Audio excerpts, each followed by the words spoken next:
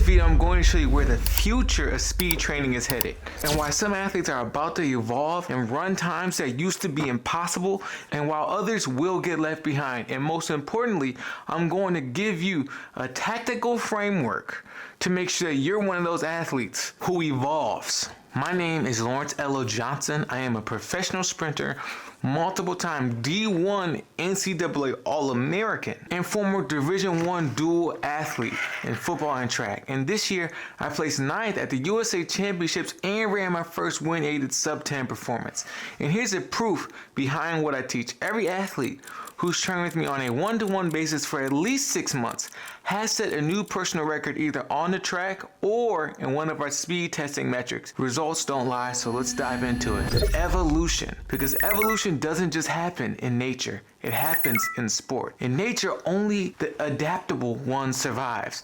The beetles that didn't blend in got picked off, but the ones that adapted moved differently. They reacted faster and they became the new standard. And that's happening in sprinting right now. Some athletes are tracking data. Some athletes are using the 1080. Some athletes are doing overspeed training. Some athletes are studying force metrics and velocity curves, and they train with structure and feedback and also intention. But others are just doing the same workouts that their coach did when they were in the 90s. Long runs, random ladders, no tracking, no rest, and no strategy. And that's why some of these high schoolers are running 10.0s. That's why some of them are barely breaking 12 seconds. But here's the truth. It's not just about high schoolers. It's also masters athletes. It's also post-collegiate athletes.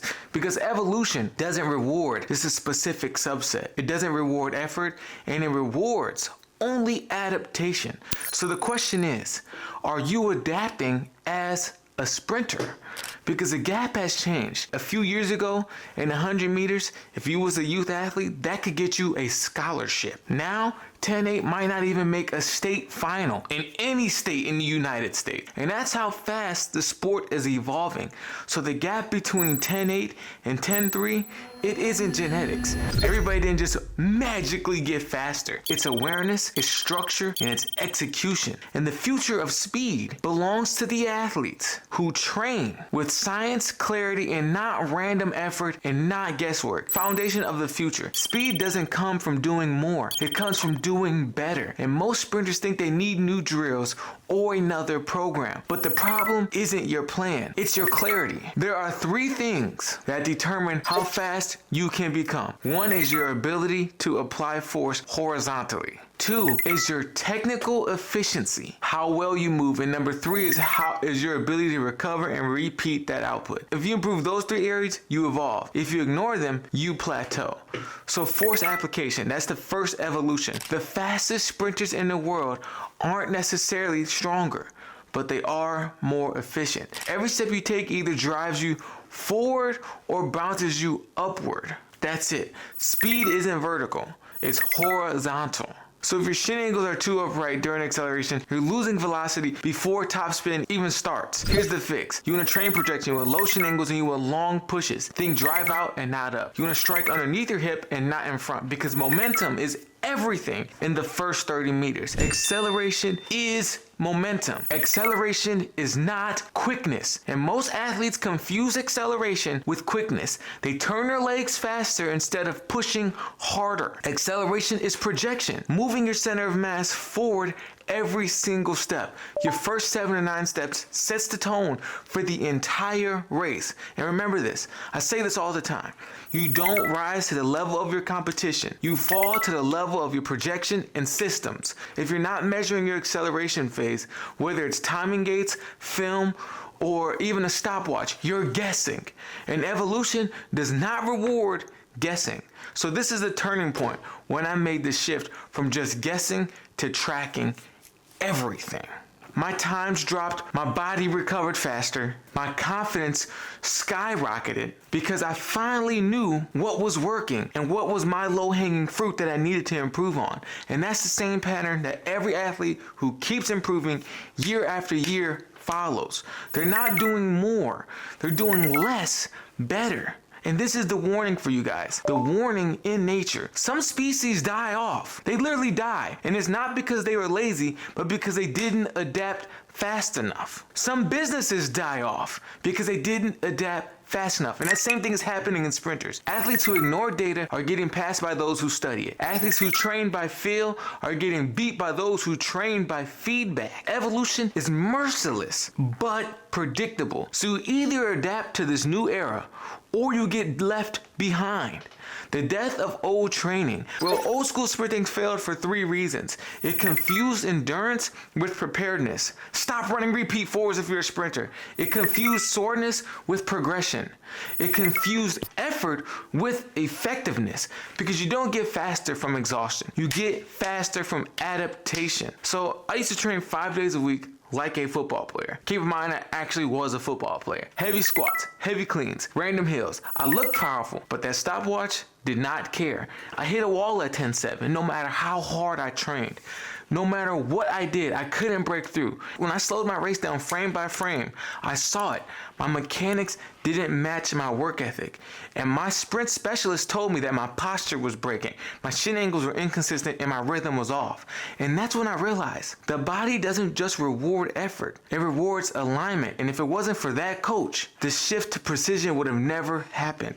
So I stopped chasing more and I started chasing mastery. 3 lifts only: trap bar deadlift, Olympic pulls, and single leg step ups. I replaced endless 200s with measured 30s and flying 10s. And every week I studied film, not just to post it, but to learn. And 6 months later, projection improved. My ground contact time dropped and my max velocity climbed.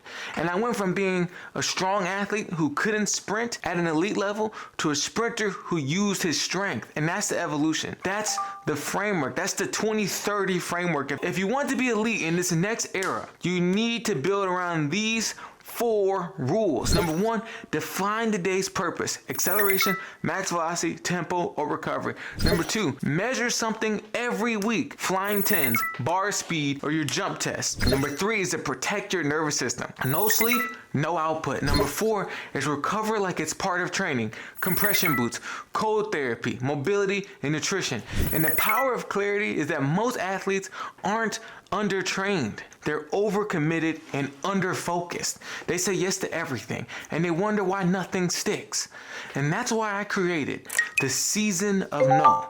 So when you strip away what doesn't matter and you double down on what does, because champions aren't built by hype, they're built through subtraction. So the future belongs to the specific, not the old model copied by other people's programs, but the new model is customized training through data and feedback. So ask yourself, is my coach giving me customized training, or am I just doing what everybody else is doing? What data am I tracking?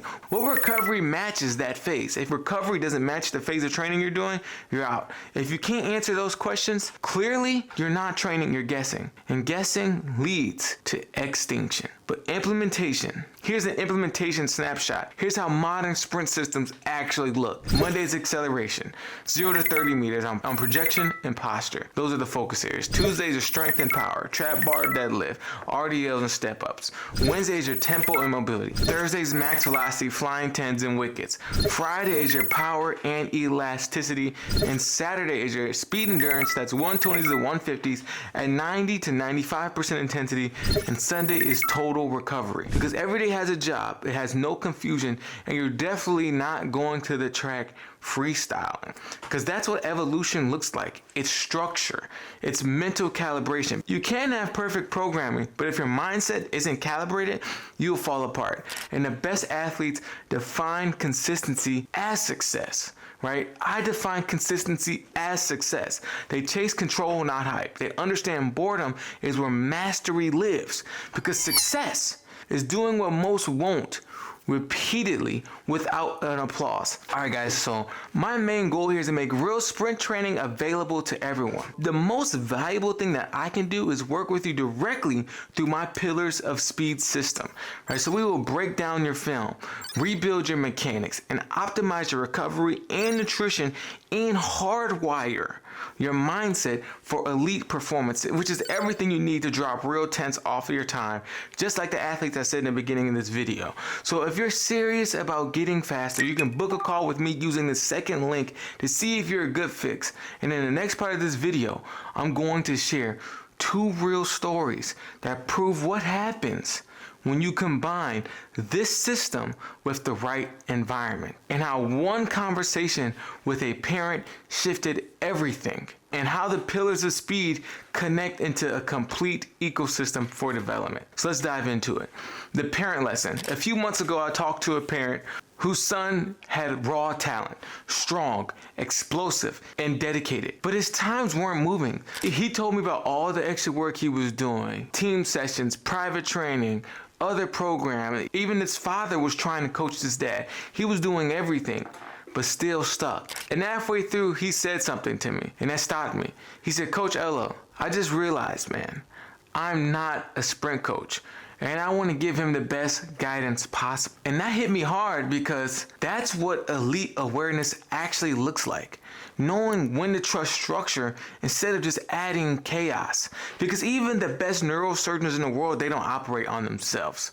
So 8 weeks later, his son dropped his time from 11.5 to 10.9. Same body, same work ethic, different structure, and different results. And that's when it clicked. The future of sprinting isn't just about drills, it's about ecosystem. And the pillars of speed is that every athlete that I coach follows the same foundation. The 4 pillars of speed is 1, movement mastery. Sprinting is a skill, so we will analyze your posture, your projection, your ground contact time, stride length, and rhythm. Number 2 is your recovery, sleep, contrast therapy, compression boots, and breathing, because your nervous system dictates your speed. And number 3 is nutrition. That's fuel performance, protein per pound of your body weight, carbs around training, water and electrolytes daily. And number 4 is mental performance, visualization, breathing techniques, all set intention before each session. So if one of these pillars is weak, the performance will collapse at one point. But when all 4 are aligned, progress becomes inevitable.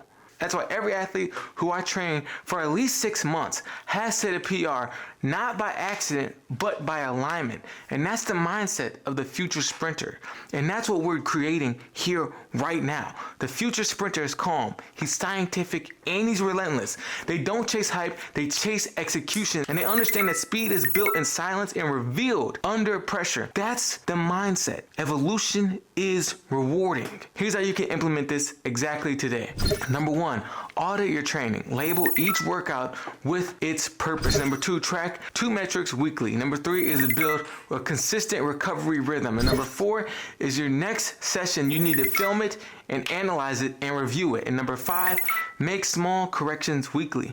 And that's how clarity compounds. I'm going to call out the noise right now. The internet is full of hype. And if you're working with somebody and you aren't able to ask them, who have you helped and where's the proof? And I'm drawing my foot in the sand right now. And I don't want to go off on a tangent, but I want you to realize this and ask yourself this in your own training. If you can't lead somebody, ask yourself this: am I following somebody that's trying to lead me somewhere that they've never been before? Because you can't lead someone to a place you've never been.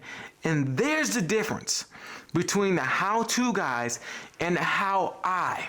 How-to is theory, but how-I is experience. I live this on the track every single day, in the finals of the USA Championships, in the data of the athletes that I teach. And that's why I built Sprint University, to protect the standard of speed. And when real knowledge spreads, athletes are going to evolve. And this is the choice that you have right now if you're watching this video. Everything we talked about, evolution, adaptations, clarity, recovery, and the pillars of speed leads here, because you have 2 choices. You can be like most athletes, watch this video, nod, and change nothing. Or you can be like the 1% and take action and actually evolve. Join my free community called Sprint University, a place where sprinters train together, apply these systems, and hold each other accountable. Because evolution doesn't wait, and effort doesn't guarantee evolution. Adaptation does. If you like this video, make sure you leave a thumbs up and subscribe, because we will be posting another video within the next 48 hours. I'll see you guys in the next one.